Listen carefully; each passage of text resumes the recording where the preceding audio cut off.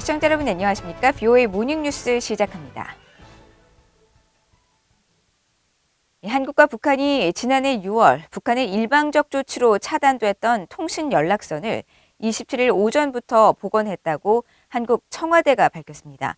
남북관계 개선과 미북 협상 재개에 어떤 영향을 줄지 주목되는 가운데 전문가들은 대화 재개가 바로 이어질지에 대해서는 신중한 반응을 보이면서 한국 정부와 여당을 돕기 위한 북한의 남북정상회담 같은 행보 가능성도 거론되고 있습니다. 첫 소식 조상진 기자가 보도합니다. 한국 청와대는 27일 오전 10시부터 남북한이 그동안 단절됐던 남북 간 통신 연락선을 복원하기로 했다고 밝혔습니다.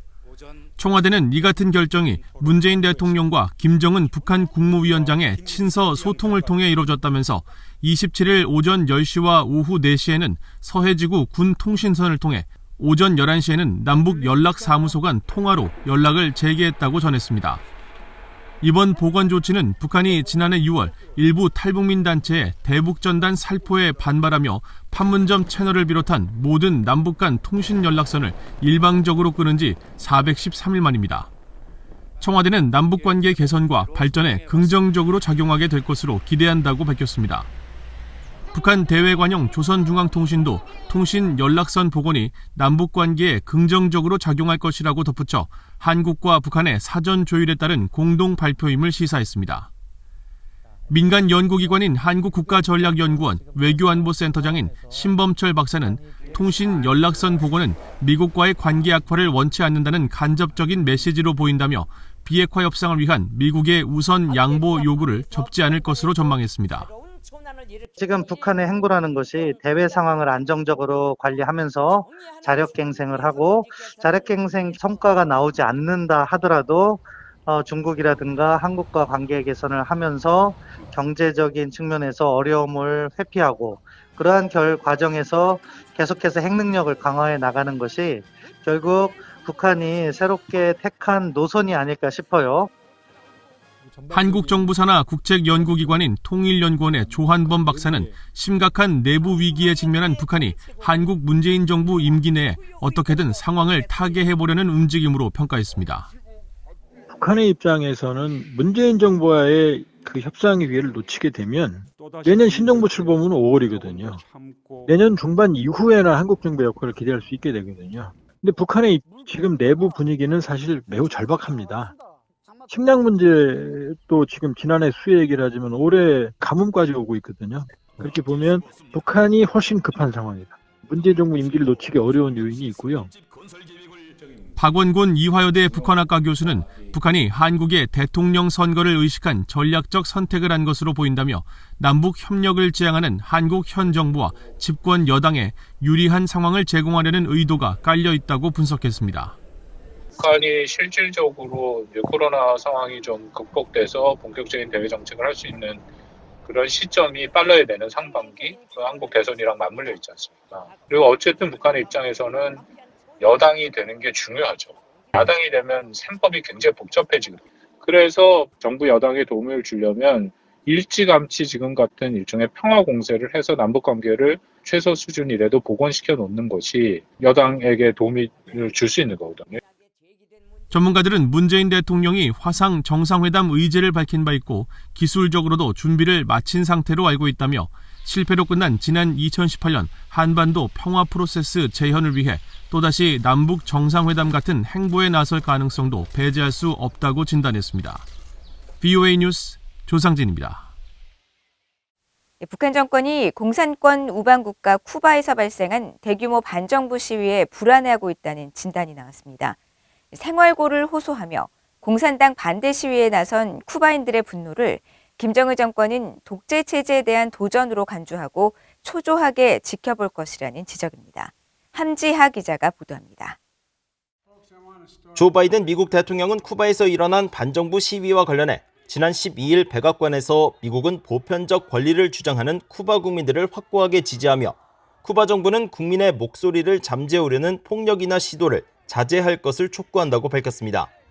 The United States stands firmly with the people of Cuba as they assert their universal rights, and we call on the government government of Cuba to refrain from violence or attempts to silence the voice of the people of Cuba.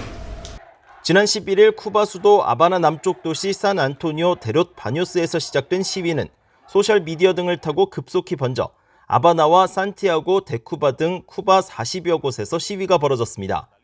쿠바 헌법에는 사회주의 국가 건설의 목표나 공산당의 결정에 반하는 그 어떤 행동이나 자유도 용인되지 않는다고 규정돼 있지만 쿠바 시민들은 자유를 뜻하는 리베르타드를 외치며 행진하고 상점을 약탈하거나 경찰과 공산당 간부의 차량을 뒤집은 뒤 환호하기도 했습니다.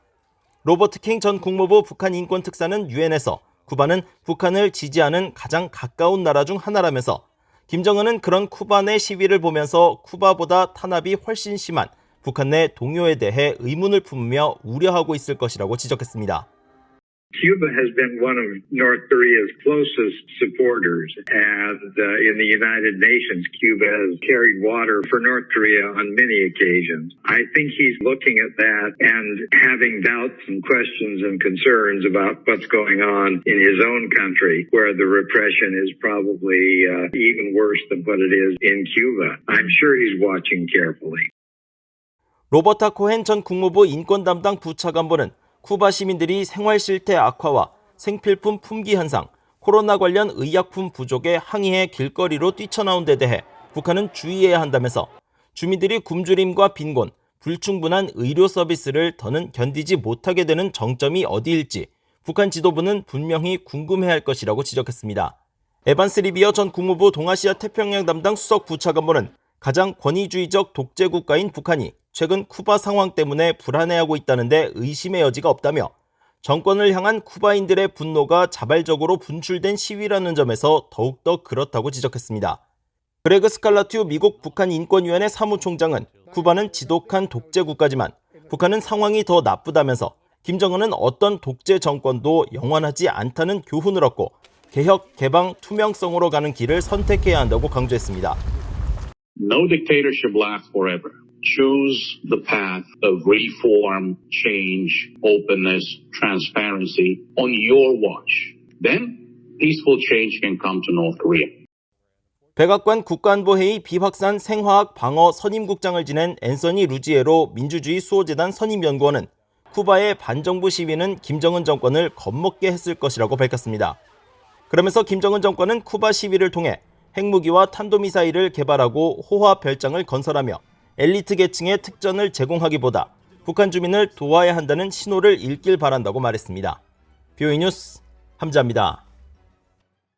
유엔군 사령부는 한국전쟁 정전협정 이행 약속에 변함이 없으며 정전협정은 한반도의 항구적 평화 달성을 위한 외교적 공간을 제공하고 있으며 유엔사는 70년 가까이 적이 적대 행위 재개를 막아왔다고 폴 라카메라 유엔군 사령관 겸 한미연합사령관이 밝혔습니다.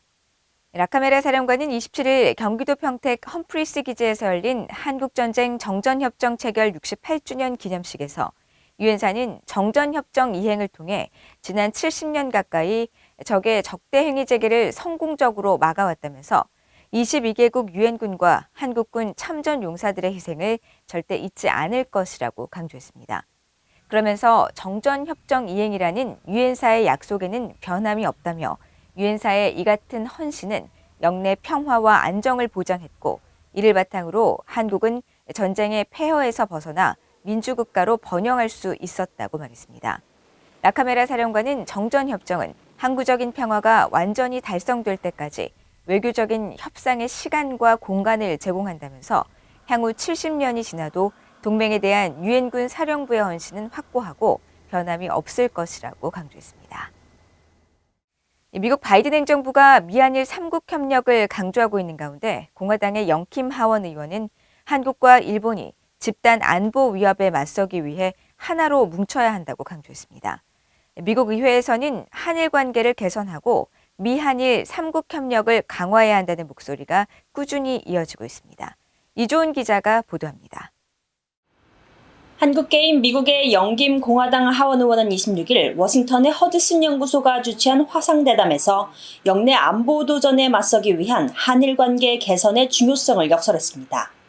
관계가 경색 국면에 빠진 한국과 일본 두 나라는 중국과 북한의 위협 등 집단 안보 위협에 맞서 하나로 뭉쳐야 한다고 강조했습니다.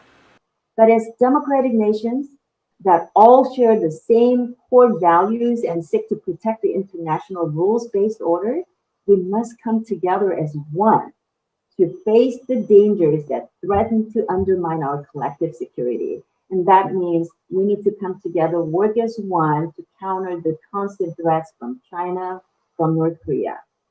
김 의원은 이어 한국과 일본은 위안부 문제와 독도를 둘러싼 영유권 문제 등 복잡한 역사를 갖고 있고 이런 문제들의 중요성을 인식한다면서도 공동의 안보 대응을 위한 한일 협력의 중요성을 거듭 강조했습니다. 김 의원은 미국 의회와 조 바이든 대통령이 미한일 3국 관계뿐 아니라 한일 양국 관계 강화를 위해 모든 노력을 기울일 것을 촉구했습니다. 그러면서 실질적이고 효과적인 한일 협력을 강조했습니다.